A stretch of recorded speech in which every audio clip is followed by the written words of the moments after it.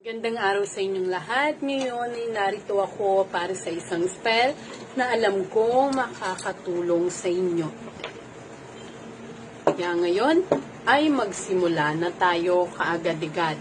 Ito pong spell na ito ay para sa inyong mga anak o halimbawa sa inyong mga asawa na hindi sumusunod sa inyo, na napakatigas ang ulo, o sa kapitbahay nyo chismosang pangit ang pag-uugali. Kaya naman, huwag na tayong magpatumpik-tumpik pa at magsimula na tayo.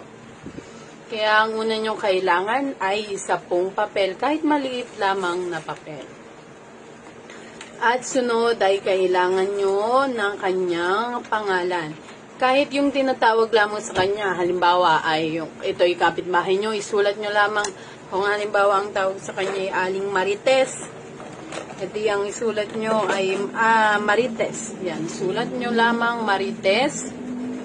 At kung halimbawa man ay mayroon kayong, kung mayroon siyang mga personalidad o di kaya naman ay may mga siya sa katawan na wala sa iba, halimbawa ay may tattoo siya sa labi, may nunal siya sa ilalim ng kanyang mata, ay isulat nyo rin dito.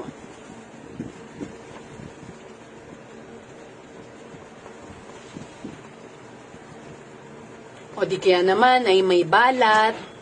Ngayon ang guguhit mo naman ay guguhit ka rito ng tatsulok. Yan po ang simbolo ng hangin. Yan, 4 lamang po ang gagawin natin na ganito sa bawat sulok po. At pagkokonektahin lamang po natin ito at parang bang makukulong siya dito sa loob ng 4 na simbolo ng hangin. Magiging ganito po ang itsura. Ngayon, ang kailangan nyo po ay isang pirasong bawang. Ngayon, kung ayaw nyo naman po ng bawang o kailangan nyo ng bawang, ay maaari naman po kahit yung balat na lamang ang ilagay nyo. Ngunit ako po nais kong maglagay nito.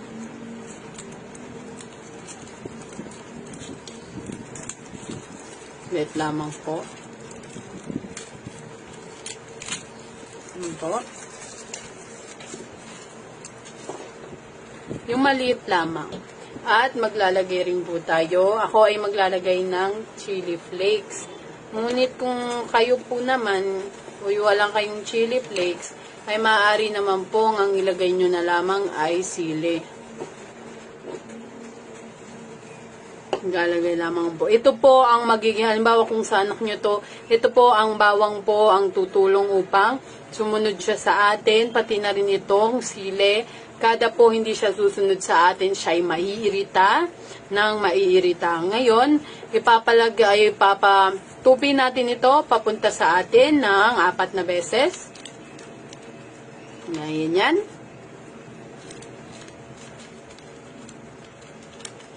Iikot-ikot nyo lamang po ang papel para pumunta po ito sa inyo.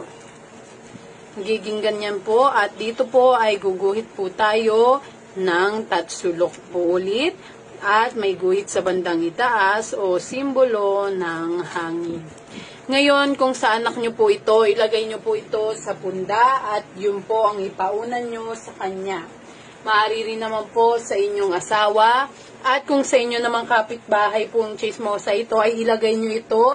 Ilagay, halimbawa ay kapag gabi ay pumunta ka doon sa kanilang bahay at ilagay mo ito, halimbawa sa tabi ng kanilang bahay o kaya kung sila ay may halaman, ilapnim nyo po ito doon. Ilagay nyo po ito sa ilalim ng kanilang lupa. Maghukay ka lang ng kaunti at takpan ito para hindi nila makita. O di kaya naman ay pumasok ka sa kanilang bahay, kunwari ay kaibigan kayo, at ilagay mo ito sa ilalim ng kanilang aparador. Yun lamang po. Ito po ay hindi namin pinipilit kayong gawin. Kung gusto nyo lamang pong gawin ito o hindi, kayo po ang bahala. Ang amin lamang po ay binabahagi lamang namin ang aming kaalaman sa inyo. Marami pong salamat.